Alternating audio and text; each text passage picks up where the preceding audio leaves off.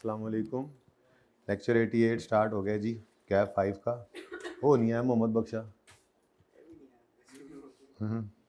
अच्छा जी, provision for D commissioning हमने start की है, तो एक सवाल इस जैसा और करते हैं। उसके बाद फिर भी बच्चे अगर ना आए टेक्स्ट की क्लास वाले तो थोड़ा सा बीच में हम IS-37 वैसे है वो भी बहुत इंपॉर्टेंट जो करना है। चलो खैर पहले ये तो कर लें, ठीक है। अभी तक जो हमने बात की काम तो यही था, लेकिन इसको एक प्रोसीजर बना दिया उसका वर्किंग का, जिससे हमारी ऑटोमेटिक एंट्रीज भी बनने लग गई।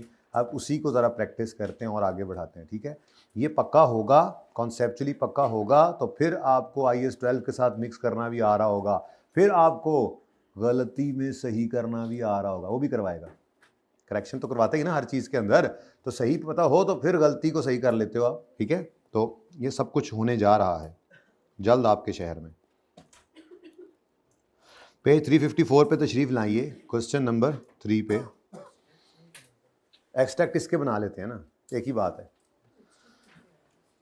एक्सट्रैक्ट वैसे दिमाग के अंदर बन जाने चाहिए थे आपके, एक्सट्रैक्ट तो बने हुए थे। पीपी जो बुक वैल्यू आ रही है वो पीपी की बुक वैल्यू, कैरिंग अमाउंट लिख दूंगा मैं, आप बुक वैल्यू नहीं लिखता, आपको कंफ्यूज होते हैं। हालांकि बुक वैल्यू का मतलब लाइबिलिटी की बुक वैल्यू होती है, लेकिन चलो कैरिंग अमाउंट लिख दूंगा। कैरिंग अमाउंट एसेट की, कैरिंग अमाउंट लाइबिलिटी की बैलेंस शीट में नजर आनी थी, और फॉर द ईयर डेप्रिसिएशन और interest balance sheet income statement नजर आना था। उसमें क्या एक्सट्रैक्ट्स बनाने, बना देता हूँ फिर भी। अच्छा जी, अब a company has installed an oil extraction plant, other relevant information is as under। Accounting entries करनी है सिर्फ 31 दिसंबर 2017 की, ठीक है जी।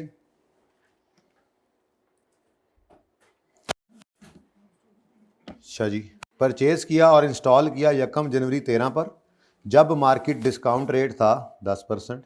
इनिशियल कॉस्ट प्लांट की थी 230, और एस्टिमेटेड है साइट रिस्टोरेशन की कॉस्ट जो है वो 140 मिलियन होगी। अब लाइफ अभी नहीं बताई। हाँ, यूजफुल लाइफ इज 12 साल, यानी कि इस दिन जाकर इतने पैसे पे करने पड़ेंगे। Estimated that site restoration cost would be amount to 140, future value given है, ठीक है। हर सवाल में अभी तक फ्यूचर वैल्यू गिवन होती है, प्रेजेंट पे लेके आते हैं। तो किसी सवाल में प्रेजेंट वैल्यू दे देगा तो उसको यूज़ नहीं करना, हालांकि हो सकती है यूज़, लेकिन हमारा ना फिर तरतीब ख़राब हो जाएगी।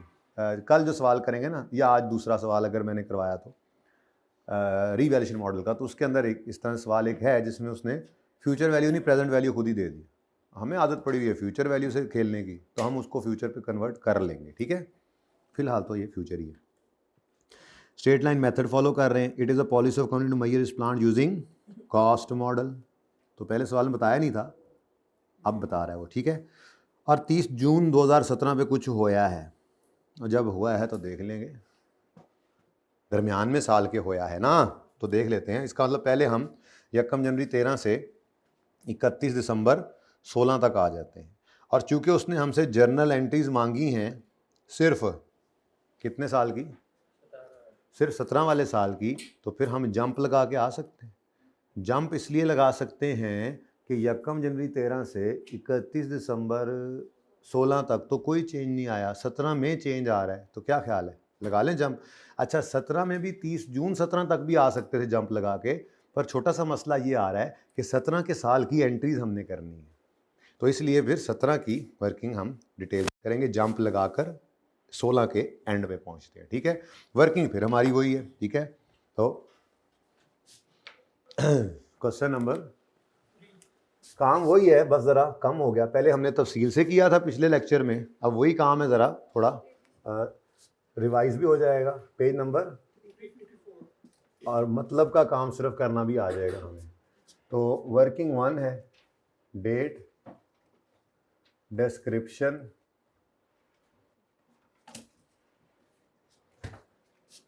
एसेट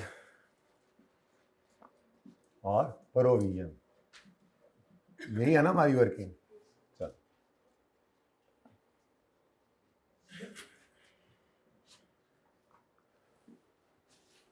अच्छा, अब किस दिन खरीदा था, खरीदने वाला दिन लिखना पड़ेगा ताकि इजी रहे प्लस माइनस करना।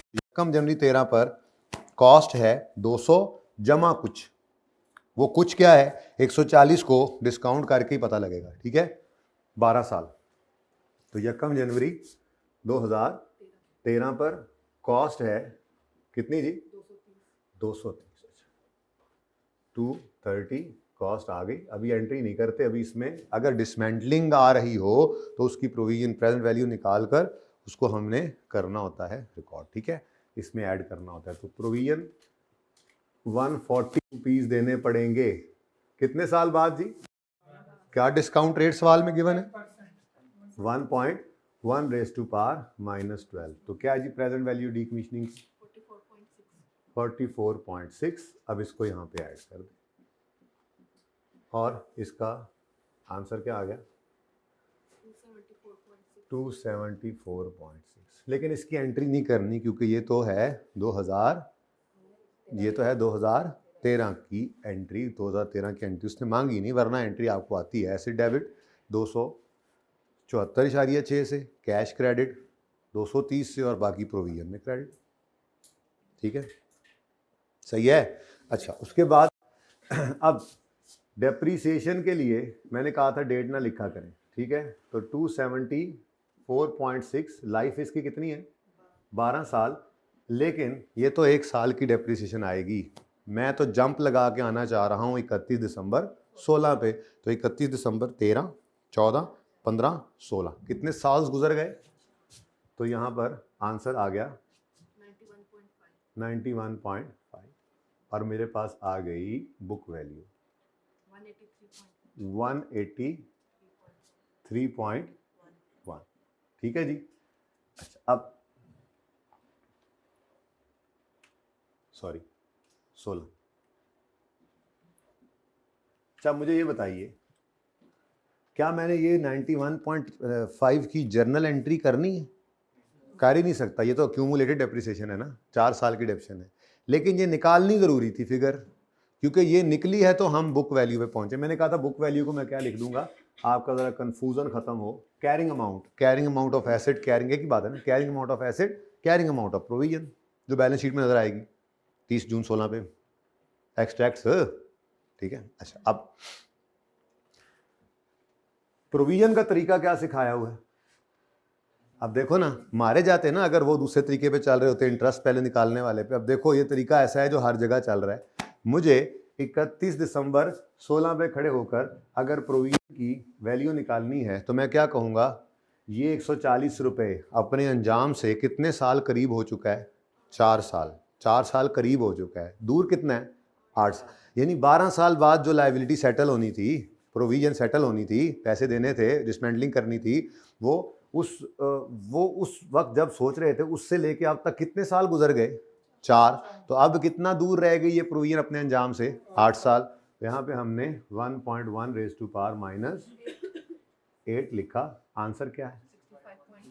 65.3। अब मैं इसको क्यों निकालूं इंटरेस्ट को, बताएं? कोई है मुझे ज़रूरत? नहीं, ये एस्टीमेट चेंज है। नहीं, मतलब इस इंटरेस्ट को मैं क्यों निकालूं? है ज़रूरत?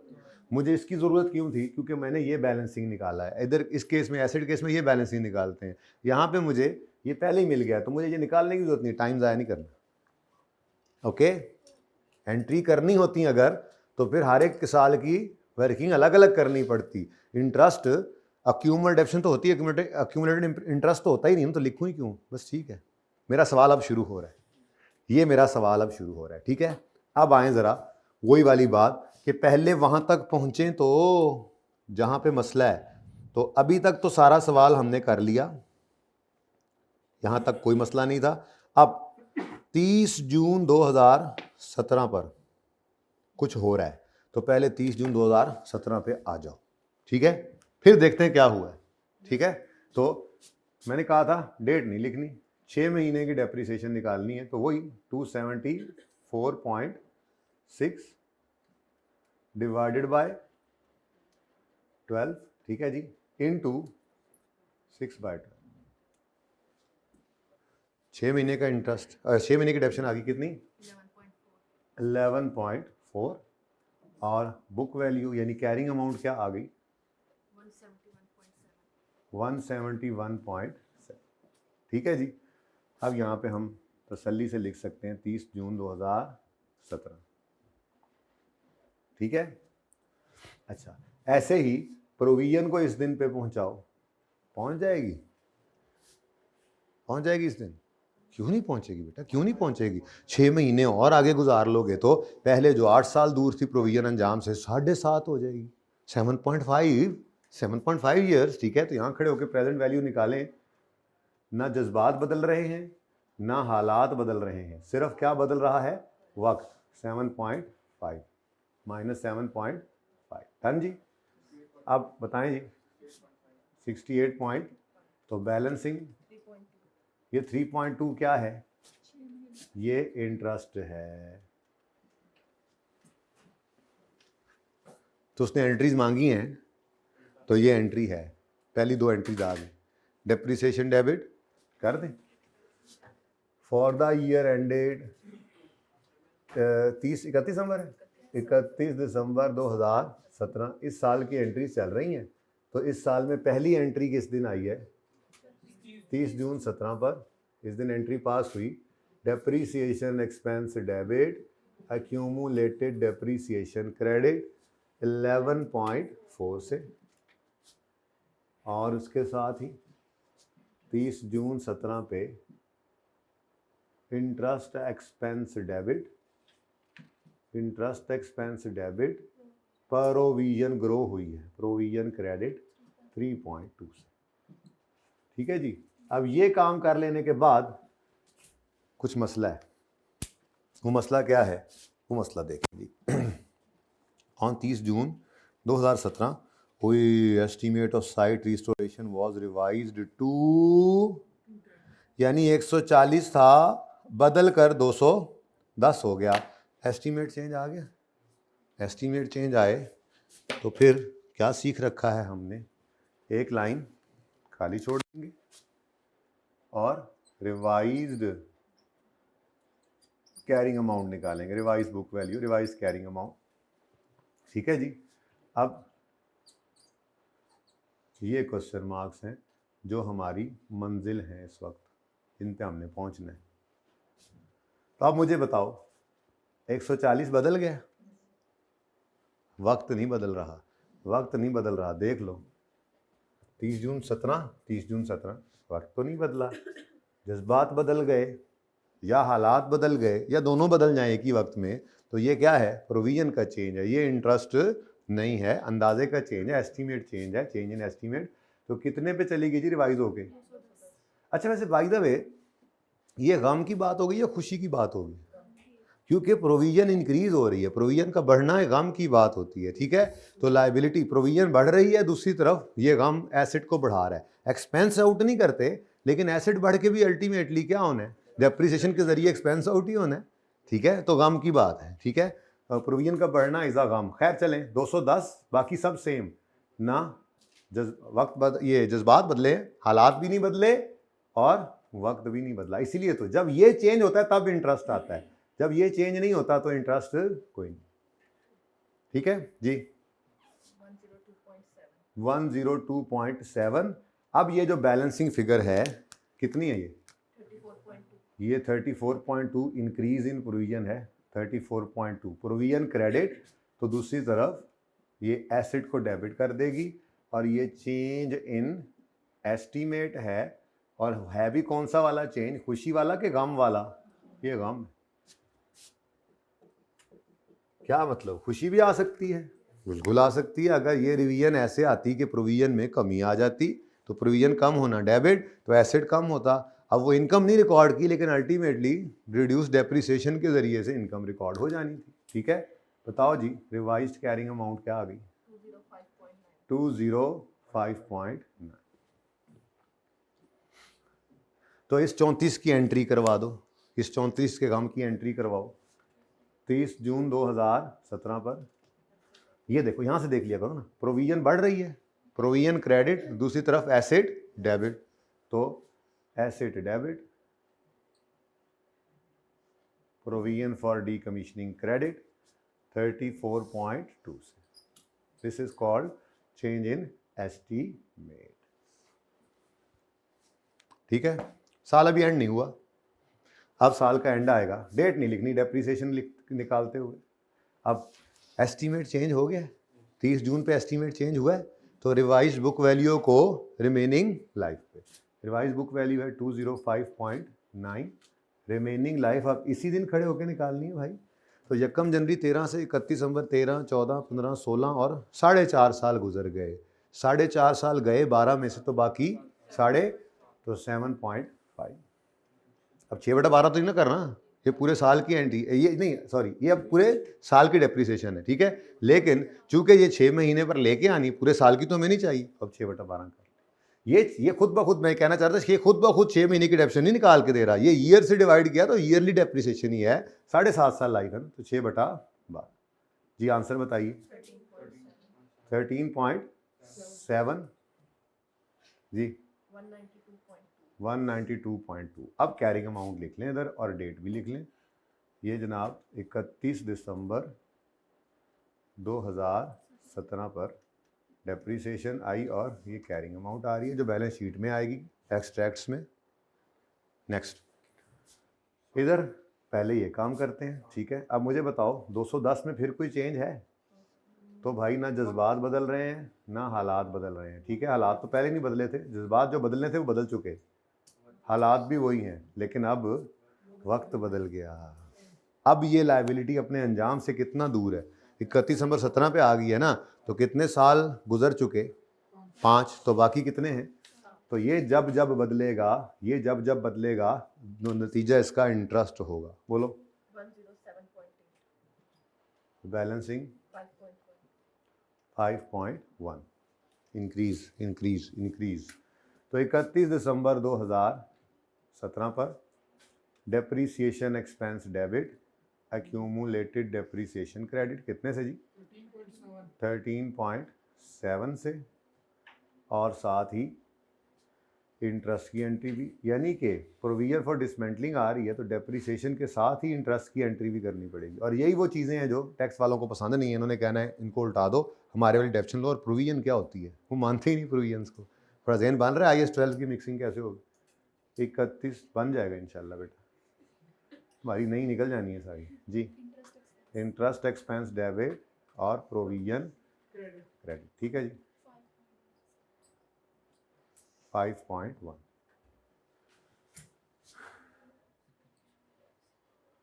वो एक्सट्रैक्ट की जगह नहीं बची, इसलिए मैंने वो जहन पहले ही बना लिया। 3.4 यहीं पे एक्सट्रैक्ट्स बन जाए।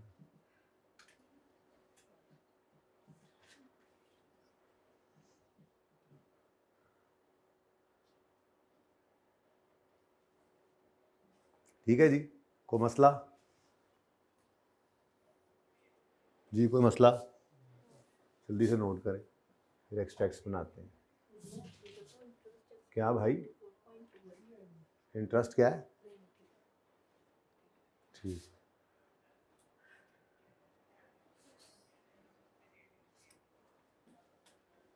उन्होंने कहा मार्कर्स ज़रा सही दोबारा ला दें।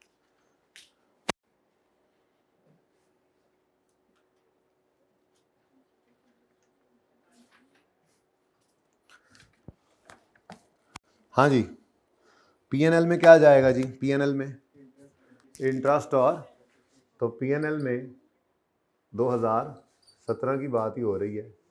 डेप्रीसिएशन आएगी, इधर देखो ज़रा, 11.4 और 13.7 टोटल पूरे साल की डेप्रीसिएशन, 6 महीने करके निकाली है हमने, ठीक है। तो डेप्रीसिएशन 11.4 प्लस 13.7 टोटल। उसके बाद इंटरेस्ट एक्सपेंस है, ये भी इसी तरह से 6 महीने का ये पड़ा है, 6 महीने का ये पड़ा है, तो 3.4 प्लस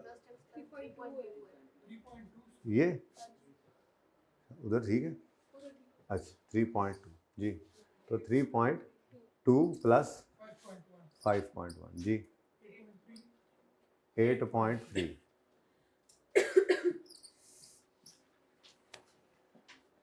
बैलेंस शीट के अंदर आपके नॉन करंट एसेट्स में आपका एसेट का कोई नाम था? हमने तो नहीं लिखा। चलो अब प्लांट लिख लो, अब कर लेते हैं प्लांट। ये प्लांट है, एसेट प्लांट, इसकी कैरिंग वैल्यू बैलेंस शीट के अंदर नज़र आ रही है। तो 31 दिसंबर 17 की कैरिंग वैल्यू हमें चाहिए, ठीक है। तो 31 दिसंबर 17 पर प्लांट नज़र आ रहा है 192.2 पे, और 31 नंबर 16 पर 183.1 पे आ रहा होगा। एक्सट्रैक्ट्स बनाने हैं तो ये भी बन जाएगा, ये 31 नंबर 16, ठीक है। तो ये फिर 17 शुरू हो गया, लेकिन वो तो मैं बना नहीं रहा। 2 साल के बनाने हैं, 2 साल के बना सकते हैं एक्सट्रैक्ट्स, लेकिन बैलेंस शीट के इनकम स्टेटमेंट के लिए फिर 16 का डेप्शन और इंटरेस्ट भी चाहिए, इसलिए मैंने वो बनाया नहीं, वरना वर्किंग करनी पड़ती है जी। उसके बाद नॉन करंट लाइबिलिटीज़ में आपकी प्रोविजन नज़र आएगी, कितनी जी? 107.8।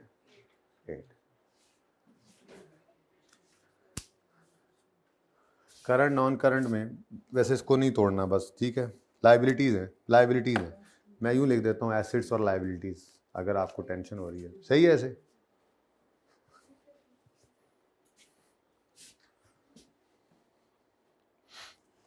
अच्छा जी, अब ज़ाब्ते के मुताबिक तो कॉस्ट मॉडल हो गया है, रीवैल्यूएशन मॉडल करना है, ठीक है। लेकिन टैक्स वाले बच्चों का थोड़ा इंतज़ार करते हुए हम ज़रा IAS 37 कर लेते, लेकिन बातें वो भी बहुत इंपॉर्टेंट हैं। तो वो इतनी छोटी बातें हैं कि आप में से कोई भी उन लेट आने वालों को थोड़ा समझा सकता है। वैसे तो हमने लेक्चर भी अवेलेबल करना ही है, लेकिन चलो पार्ट ए को लेते हुए पहले वाला ज़रा जल्दी जल्दी लेके थोड़ा सा ही हिस्सा होगा उनका जो उन्हें लेना पड़ेगा यहाँ से, ठीक है जी।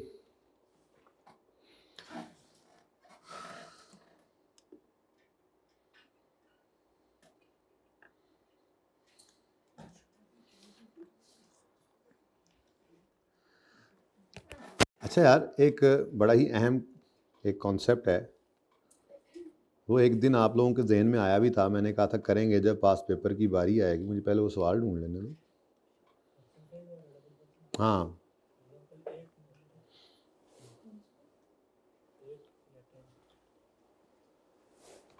बहुत सारों में है भाई, किसी एक में नहीं है। ये भी पढ़ा है लाइकलीहुड। अच्छा जी, सुने आप,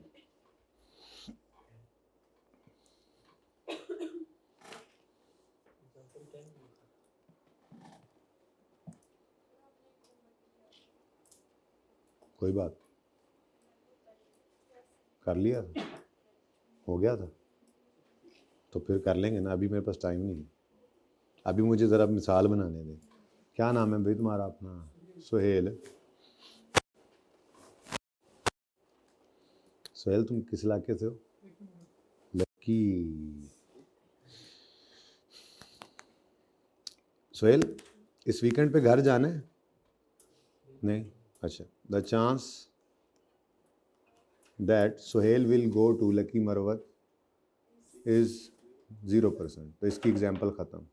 किसी ने इस हफ्ते घर जाना हो? 10% नहीं, ठीक है। चलो, दिल कर रहा है तो चांस, दिल तो किसी भी वक्त गालिब आ सकता है अकल पे, तो इसलिए मैं लिख देता हूँ the chance that Sohail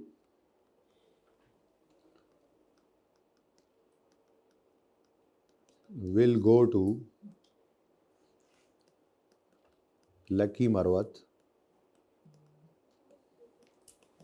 is, let's say, 70%।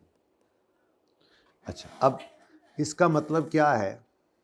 इसका मतलब ये है कि सोहेल के जाने का चांस हाई है। इसको हम क्या कहते होते हैं? High chance. क्या कहते हैं जी? हाई चांस, यानी कि जिसको हम प्यार से प्रोबेबल भी कहते होते हैं, ठीक है ना? हाई चांस, या इसको हम कहते हैं प्रोबेबल। हाई चांस मतलब प्रोबेबल, ठीक है। अच्छा, अब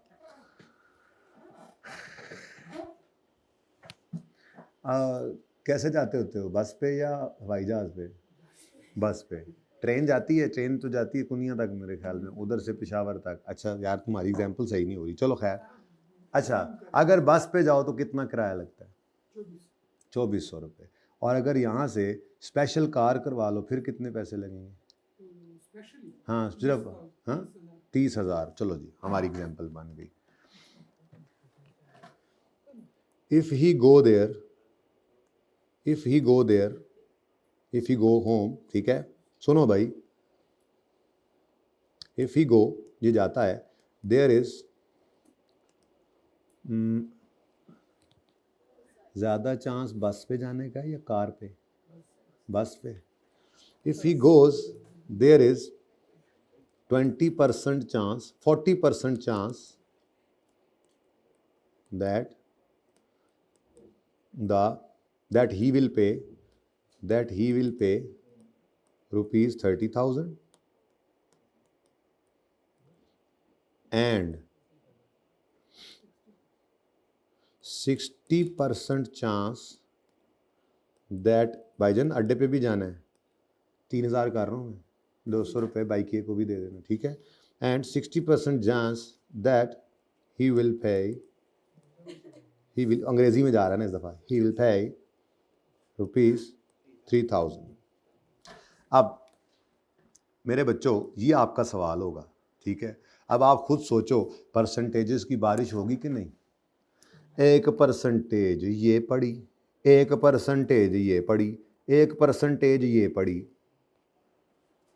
क्या करें, कौन सी परसेंटेज किसके लिए, ये ध्यान रखना है, ठीक है ना। तो सबसे पहली जो परसेंटेज गिवन है वो है इसके जाने या ना जाने के ऊपर, ठीक है। तो अगर इसके जाने का चांस हाई है तो फिर प्रोविजन बुक करने की बारी आएगी। तो रिलायबल एस्टीमेट निकालने के लिए अगली प्रोविजंस हैं, यानी जो अगली प्रोविजंस हैं उनकी निशानी क्या है कि वो लगी हुई हैं रुपयों के साथ। उसके जाने ना जाने की परसेंटेज तो 70% डिसाइड कर ली हमने कि वो घर जा रहा है इंशाल्लाह, इस हफ्ते ना सही, अगले हफ्ते सही, उससे अगले हफ्ते सही, पेपर मुका के क्लासा प्रेप लीव में चला जाए शायद, ठीक है। जाना तो इसने है, इसका चांस तो हाई है, ठीक है।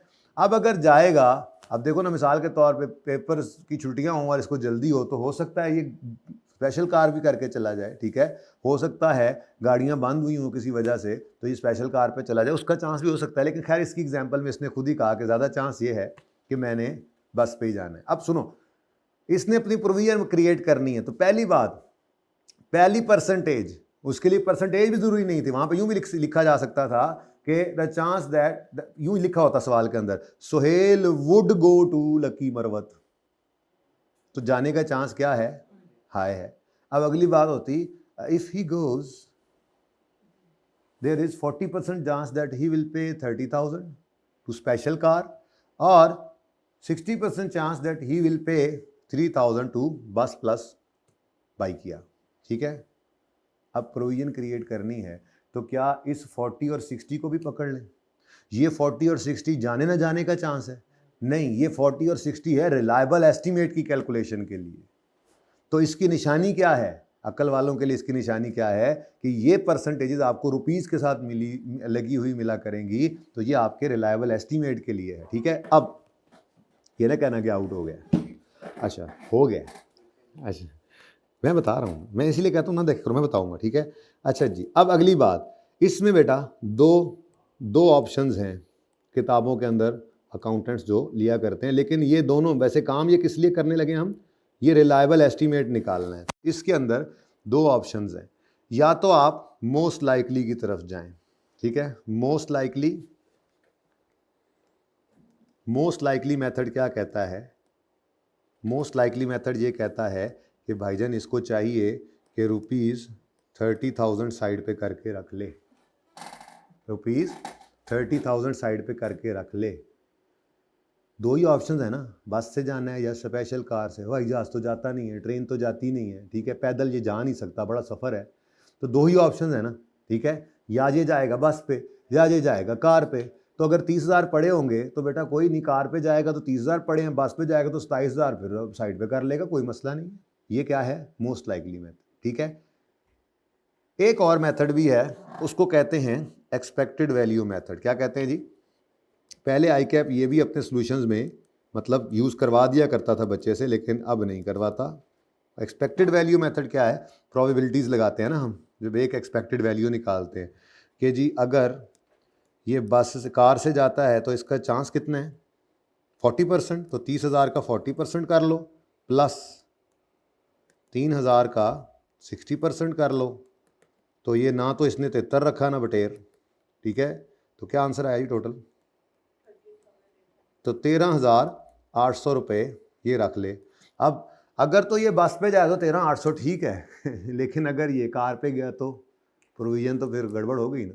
तो रिलायबल एस्टीमेट के लिए हैं ये दोनों तरीके ही किताबों के अंदर, लेकिन स्टैंडर्ड अब आईकैप ये कहता है, आईकैप की मतलब आईकैप ये यूज़ करता है। और वैसे भी आपके लिए क्या जो है वो गाइडेंस है कि अगर सिर्फ 2% हों इस तरह से, तो फिर जो ज़्यादा चांस है वो कर लो। ये एक्सपेक्टेड वैल्यू मेथड कब यूज़ करना है? जब 2 से भी ज़्यादा परसेंटेजेस आ जाए, फिर मोस्ट लाइकली वाला चक्कर नहीं ना लग सकता।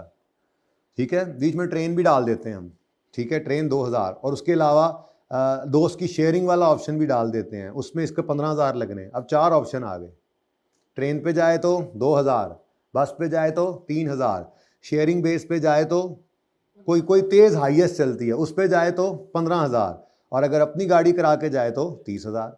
अब इस सारे के चांसेस वो दे देगा कि जी ये ट्रेन पे जाए इसका चांस है 40%, ये बस पे जाए इसका चांस है 30%, ये शेयरिंग पे दोस्त के साथ जाए इसका चांस है कितना हो गया 70 हो गया, इसका 20%, और अकेली गाड़ी पे जाए ये 10% चांस। अब मोस्ट लाइकली क्या है? मोस्ट लाइकली अब कोई नहीं है, अब मसला है तो एक्सपेक्टेड वैल्यू पे तब जाना है। लेकिन ऐसा कोई मुझे सवाल नज़र नहीं आ रहा अभी फ़िलहाल जिसमें ये इस तरह से करना पड़े, इसलिए सवालों में तकरीबन आपका यही मोस्ट लाइकली वाला काम चल जाएगा। ठीक है, इधर कर ले हाथ, उसको छेड़ने के लिए तो रखा हुआ है ना, नहीं कुछ बात करनी होगी, मैंने इधर मुँह करना था, है ना, दिल तो कर रहा था तो मैं कर रहा था, नहीं मान लो मान लो। अच्छा जी, तो ये क्या है जी, ये 2% वाला मामला आप समझ में आ गया। पहली परसेंटेज किस लिए थी? ये जाएगा या नहीं, तो अगर तो ये नहीं जाएगा तो फिर प्रोविजन वाली बात ही खत्म होगी। फिर क्या प्रोविजन? फिर तो सिर्फ आपने डिस्क्लोज कर देना है। अगर लो चांस है, और अगर नो चांस है तो कुछ भी ना करो, जाना ही नहीं, पेपरों के बाद ही जाएगा। ठीक है जी जी। कितना है? 3000। हाँ सॉरी यार, इसको ऐसे ना कर लें, चलो ठीक है, जरा मेरा दिल कर रहा था ज़रा ज़्यादा हूँ। ठीक है, ज़्यादा चांस क्या है जी? ज़्यादा चांस क्या है कि ये कार पे जाएगा, बड़ा आदमी है, ठीक है, और थोड़ा चांस क्या है कि ये बस पे जाएगा। ठीक है, इसको भी अब चेंज करना, मेरा दिल कर रहा है, मेरा दिल कर रहा है। ठीक है, इसका 60 कर लो और इसको 40 कर लो, लेकिन मोस्ट लाइकली तो चेंज कर दिया ना मैंने जी। कर दो जी, इसको भी चेंज कर दो, कोई फ़र्क नहीं पड़ता, तो मैंने यूज़ ही नहीं करना। कितना बनता है? हाँ 19,200। मैं ज़रा बस पे नहीं ना भेजना चाह रहा बच्चे को। ठीक है, अब सुनो, मैंने अब लिखा हुआ 30,000, मैं सारा सवाल बदल देता। ज़्यादा चांस क्या है कि ये कार से जाएगा, जल्दी है, पढ़ना है घर जाके, तुम लोग इतना वेला नहीं है सारा दिन सफ़र में गुजार दे, एक एक लम्हा कीमती है, इसको पता है मैंने फ़ौरन जाके पढ़ने बैठना है। तो यहाँ पे पहले यहाँ से वो बाइक किया कर आएगा, उसने आने में टाइम लगाना है, फिर अड्डे पे जाएगा, फिर गाड़ी का इंतजार करेगा, फिर गाड़ी 76 जगह पे रुक कर लकी मरवत तक जाते जाते, पता नहीं अगर हमारी साइड से जाए तो पता नहीं कहाँ कहाँ रुक के जाएगी। ठीक है, पता नहीं तुम्हारा कोई रास्ता भी होगा शायद पिशावर वाला। ठीक है, तो ये सारा दिन तो सफ़र में आ जाएगा। तो ये मतलब नफ़े का सौदा करता है, घाटे का सौदा नहीं करता। इसने कहा छोड़ो यार, 30,000 आज लगाओ, एक दिन बचाओ, एक दिन में मैंने जो है वो जाकर कंसोलिडेशन और 1037 घर जाके रिवाइज कर लेने हैं, मेरे 20-25 नंबर पेपर के तैयार हो जाने हैं, तो मैं क्यों ऐसे ज़ाया करूँ? तो ज़्यादा चांस क्या है कि ये कार पे जाएगा, तो मोस्ट लाइकली 30,000 रख लो। ठीक है, 30,000 रख लो। ओके, अच्छा दूसरा होता तो 3,000 रख लेते। ओके, अच्छा, लेकिन मैंने चांस वो बनाया ना, सीन वो बनाया है कि इसके अंदर 30,000 रखें तो दोनों काम हो रहे हैं ना। ठीक है, उधर तो फिर वो मोस्ट लाइकली वाला चक्कर ज़रा मज़ा नहीं आना था। ठीक है, चलें जी, ये मैंने आपको थोड़ा सा समझाया। अब जब जी आपको समझ आ गया है तो उसके बाद फिर आप ज़रा पास पेपर 7 का 1 कर लें मेरे साथ, लिखना तो आप नहीं होगा, पेज नंबर 383 पे।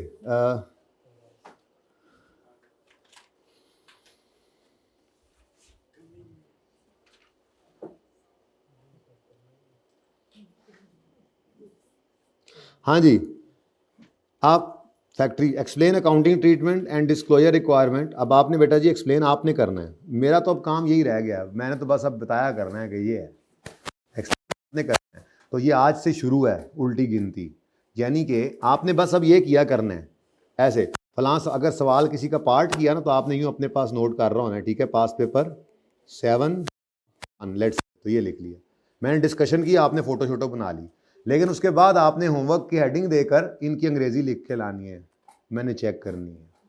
ठीक है, लेकिन ये चेकिंग मैं मंडे से शुरू करूँगा। ओके, हाँ थोड़ा सा मैंने आपको गैप दिया, डबल क्लास हो गई है ना, लेकिन आप उम्मीद है फिर भी लिखेंगे, जो आज बात होगी वो बस थोड़ा सा मैंने कहा ज़रा ब्रेक डालें प्रोविजन फॉर डी कमीशनिंग के अंदर, कॉस्ट से रिवर्स मॉडल पे जाना है ना, तो वो ज़रा थोड़ा सा टाइम गुजार लें जी। अब तस्वीर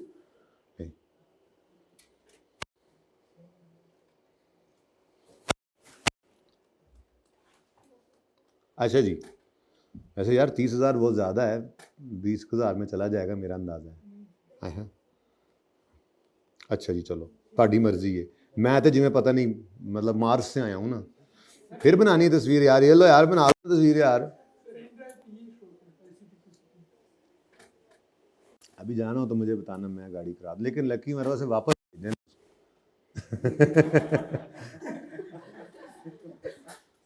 मैं खुद जाता होता हूँ, ऐसी बात नहीं, मजाक में अपनी जगह पे, वैसे ज़रा शुगर ला रहे हैं जाने जा, बाकी लोग तो डरते हैं ना, हम तो नहीं डरते, हम तो आते जाते।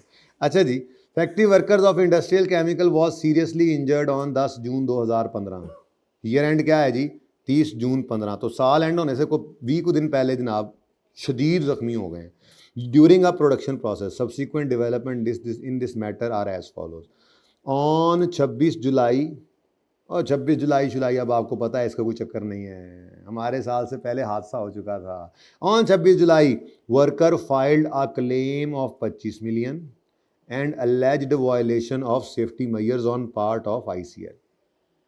तो क्लेम कितना आ गया जी, क्लेम 25 मिलियन का, ठीक है जी। अच्छा, The lawyer of ICL anticipate that there is 60% chance that court would award 12 and 40% chance that court would award 8 million. अब ये परसेंटेजेस किसके साथ लगी हुई हैं? नहीं, ये परसेंटेजेस किसके साथ लगी हुई हैं? रुपीस के साथ लगी हुई हैं। इसका मतलब ये तो रिलायबल एस्टीमेट के लिए है। तो अगला मसला बताओ, आउटफ्लो प्रोबेबल है कि नहीं है, यानी इसने जाना है या नहीं है, इसका चांस कहाँ लिखा हुआ है? वो तो नहीं लिखा हुआ, पास्ट इवेंट हो गया, रिलायबल एस्टीमेट भी निकलने लगा है, प्रोबेबिलिटी है या नहीं है? प्रोबेबल है आउटफ्लो, नहीं केस तो हो गया, पॉसिबल भी तो हो सकता है, प्रोबेबल कहाँ लिखा हुआ है? बेटा प्रोबेबिलिटी तो मैंने कह दिया ना कि वो तो इसके साथ है, ये तो रिलायबल एस्टीमेट के लिए है। लॉयर ने क्या बोला है? लॉयर ने क्या बोला है? नहीं नहीं नहीं, ये कोई बेतुकी बातें ना करो, वो बेतुकी बातें ना करो, नहीं नहीं नहीं, नहीं सही बात है, बेतुकी बातें जी, बेतुकी गला ना करो। नहीं, कैसे कैसे कैसे, ये कहाँ लिखा हुआ है, वो लफ्ज कहाँ लिखा हुआ है? नहीं, वो तो 60% प्रोबेबिलिटी तो उसने इसके साथ लगाई है, पहला सवाल ही मैंने वो उठाया है, चस आ गई है। बेटा कहाँ लिखा है प्रोबेबिलिटी है कि पे करना है, मैं तो यही पूछ रहा हूँ ना बेटा, यही तो मैं कह रहा हूं कि वो लफ्ज सामने क्यों नहीं लेकर आ रहे कि लॉयर कह रहा है, lawyer anticipates that there is 60% probability that court would award. ये लफ्ज मैं कह रहा था निकालो, यहां पे लिखा हुआ है ये प्रोबेबल है, हद हो गई, ये होगा वो होगा, परसेंटेज लगी है तो रिलायबिलिटी में निकल रहा है तो चवला मारी जाते हैं। ओ अल्लाह देव बंदे हो, ये पहले भी एक दो सवालों में बताया था आपको, जब ये लिख दिया ना उसने कि यू वुड हैव टू पे या कोर्ट वुड अवॉर्ड, तो इसका मतलब अगर कोर्ट ने अवॉर्ड कर देनी है डैमेजेस तो ये है हाई चांस, पे तो करना पड़ेगा। पे कितना करना पड़ेगा? तो मैंने एग्जाम्पल में तीन परसेंटेजेस दी, लेकिन सवाल में 2 आ गई, मतलब क्योंकि इसने इसने ये प्रोबेबिलिटी, ये देखो ये प्रोबेबिलिटी है, ये येलो, ये क्या है? प्रोबेबल, ठीक है। ये येलो और येलो, ये येलो और येलो, ये प्रोबेबल लिखा हुआ, दूसरा भी येलो लिखा हुआ है ना, ये भी लिखा हुआ है। क्या कहता है कि लॉयर साहब कह रहे हैं कि 60% चांस है कि 12 मिलियन वुड बी अवॉर्डेड और 40% चांस है कि 8 मिलियन वुड बी अवॉर्ड होना है। कितना होना है उसके चांस बताए हुए हैं, हद होगी वैसे कसम से। नहीं नहीं, ओके, ये है प्रोबेबल, ये लिखा हुआ है जनाब प्रोबेबल, यानी हाई चांस। तो पेमेंट के तो चांसेस क्या हैं? हाई। कितना पेमेंट करनी है अब वो अगली बात है, ठीक है। तो ये मैं बात कर रहा था जी कि 25 मिलियन का क्लेम है, क्लेम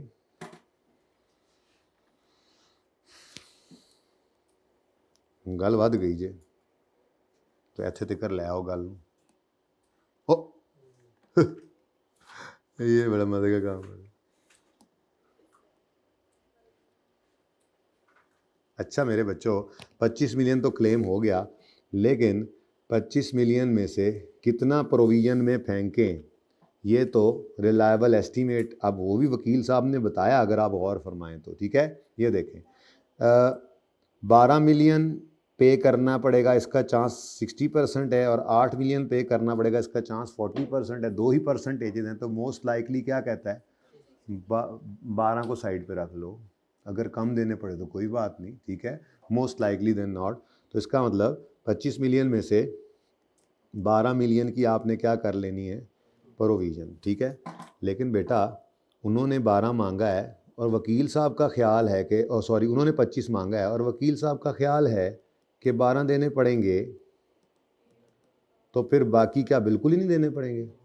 तो जो बैलेंसिंग है कितना, 13 मिलियन, उसके बारे में एक शक तो गुजरता है ना दिल से कि अगर जज साहब ने हमारे खिलाफ फैसला कर दिया तो ये चूँकि वुड अवार्ड 12 मिलियन ले लिया, तो बाकी के लिए हम लो चांस तो ले ही सकते हैं।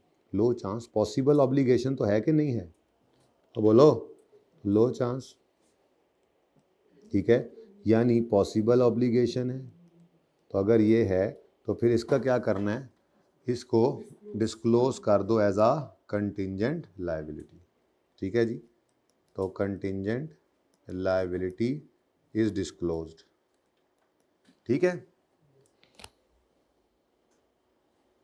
कुछ समझ आ रही है? अच्छा, अगली बात, इसमें अब लिखना क्या है ये तो अब आपको पता है, ठीक है, लिख कर देखोगे सोल्यूशन बाद में, ठीक है ना।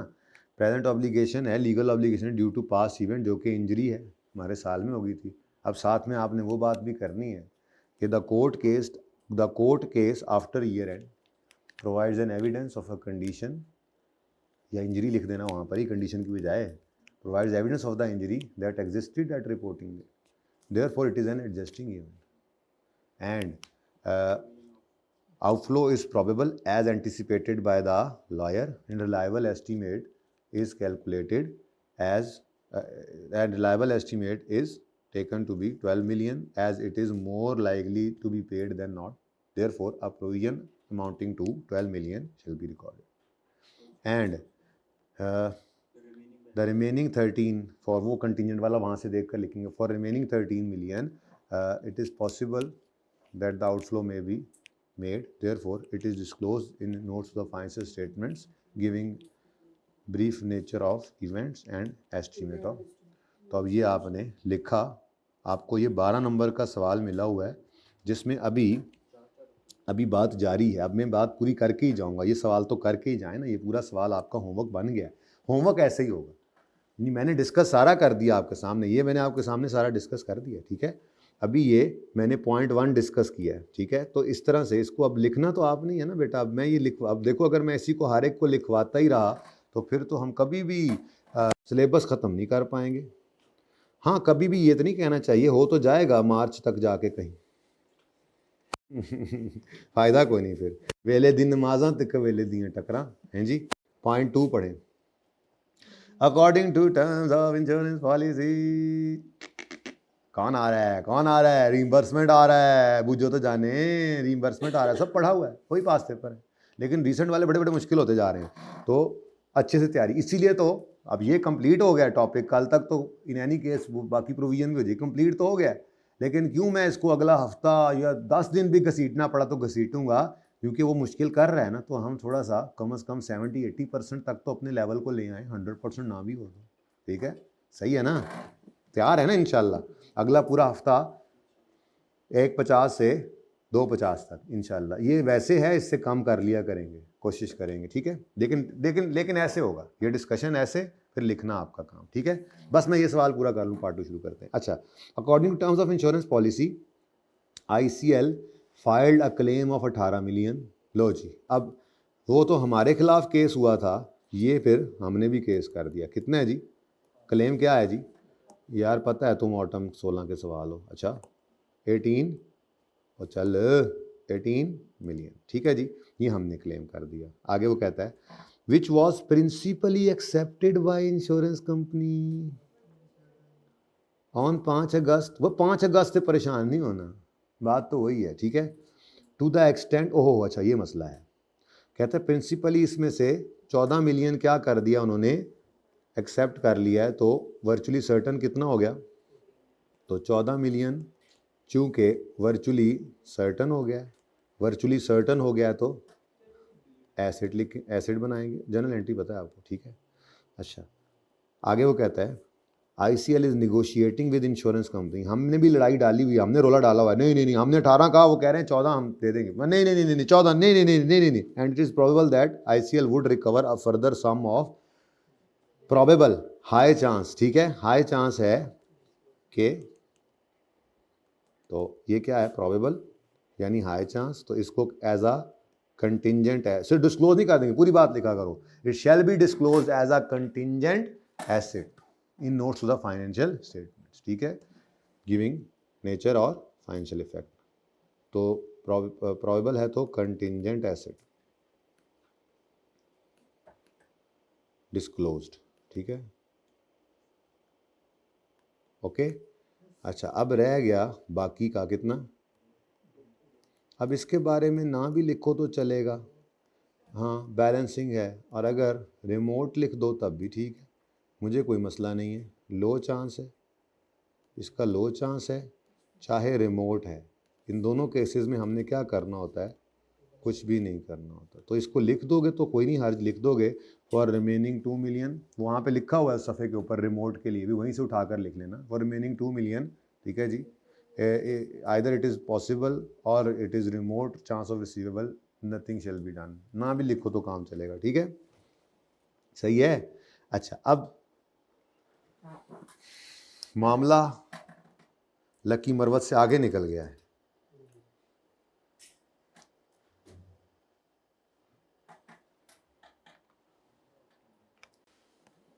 पूरा एक महीना हम रहे थे लकी मरवत, तश्कील में भी गए, ओए। अच्छा जी, तब तुमने शायद सीए शुरू ही ना किया हो, ये 2-3 साल पुरानी बात, तो मुझे बताओ जी ICL के खिलाफ केस किया है वर्कर्स ने, तो ICL लायबल फील कर रहा है टूवर्ड्स वर्कर्स, लेकिन दूसरी तरफ इंश्योरेंस कंपनी वालों से इन्होंने क्लेम मांग लिया है, ठीक है। अब क्या एंट्री करे जी ICL, ये ICL रीइंबर्समेंट है ना, तो रीइंबर्समेंट की थोड़ी सी बात भी लिखनी है भाईजान, इजी नहीं लेना, 12 नंबर के लिए लिखना है, अच्छा और लिखना पूरी मत, देखो सारा मैं डिस्कस कर दूं तो फिर भी आप लिखें ना खुद तो फिर ज्यादती है, पूरा लिखना है एक बार, फिर पूरा लिख के चेक करना है कितने % पहुंचे हो, कोई मसला है तो मुझसे पूछना है, लेकिन ये मुझे नहीं बताना सर हम तो पहुंच ही नहीं पाए वहां तक, बल्कि खुद को पहुंचाना है, 2 दिन 4 दिन 6 दिन इंशाल्लाह पहुंच जाओगे, ठीक है, बस 60-70% उस जैसा लिख रहे हो मोर देन इनफ है, पर्चे में उसके पूरे नंबर मिलते हैं, लेकिन आप उससे भी ज़्यादा अच्छा लिख रहे होगे, बस वही वो जो है ना वो पेज जिस पे बुनियाद बनाई थी आपकी वो सामने रखोगे 1-2 दिन, उसके बाद फिर उसकी ज़रूरत नहीं रहेगी, अभी कोई ज़रूरत खास अभी भी नहीं है, वो एक आधा दिन चलो और कर लो ताकि थोड़ा और पक्का हो जाए, ठीक है। तो इसीलिए तो ये मसला है कि ये आसान लगता है वो बच्चे छोड़ देते हैं, अभी आप रिसेंट सवाल देखोगे वो मुश्किल हैं, तो उनमें फिर लिखना ज़रा मसला हो जाता है, तो इसकी प्रैक्टिस करनी है, इसकी जान नहीं छोड़नी है हमने, ठीक है। ये देखो जी, पहली एंट्री करेगा ये एक्सपेंस डेबिट प्रोविजन क्रेडिट 12 से, ठीक है, ये करना नहीं है, ये तो बताना है बस, ठीक है, और साथ ही ये तो 12 की बात तो इधर से होगी ना, इनको देने थे, यहाँ से अभी कितने आ रहे हैं, वर्चुअली सर्टन कितने हैं, हाँ वर्चुअली सर्टन तो 14 है, रिसीवेबल डेबिट इनकम क्रेडिट 14 से कर लें, हाँ हाँ, तो ये वाली लाइन यहाँ आज लिखनी पड़ेगी, ठीक है, तो सारी बातें लिख दी आपने, एसेट साइड की बात पूरी, लायबिलिटी साइड पहले लिख ली, फिर एसेट साइड लिख ली, और उसके बाद फिर आपने वो रीइंबर्समेंट वाली 3 लाइनें लिखनी है कि as the amount required to settle the provision is receivable from insurance company, ठीक है, तो it shall be recorded as an asset, but